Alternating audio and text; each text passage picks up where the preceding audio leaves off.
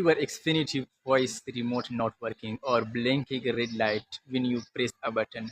That light is the remote's way of saying it's low on power or lost its connection to the box, to the T box. A red light often shows up when the batteries are weak. Swapping them out for fresh AA batteries is the quickest check. Make sure they are seated the right way because even one battery flipped the wrong direction can stop the remote completely. If new batteries do not fix it, the remote might have unpaired from your Xfinity box.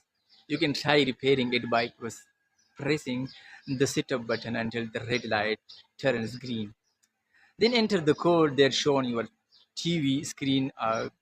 On some models, holding the Xfinity and info buttons together for a few seconds forces the remote into pairing mode. Line of sight matters too. The remote uses infrared for volume and power, and Bluetooth for voice commands.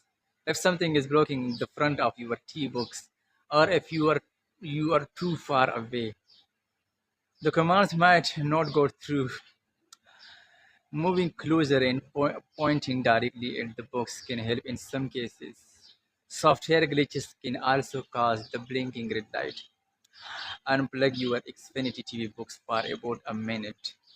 Then plug it back in. Once the box starts, try the remote again. That result often clears temporary communications issues between the remote and the box. To keep this from happening again, use quality batteries and avoid dropping the remote. If it gets wet or takes a hard fall, the internal components might shift and cause intermittent problems. Storing it on a table instead of between cushions helps protect the buttons too.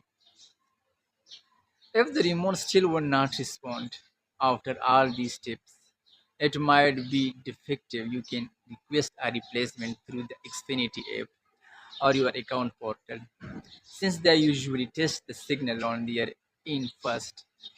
Give these tips a shot and let me know which one brought your remote back to life. Stick around and we'll walk you through more simple fixes next time something stop working.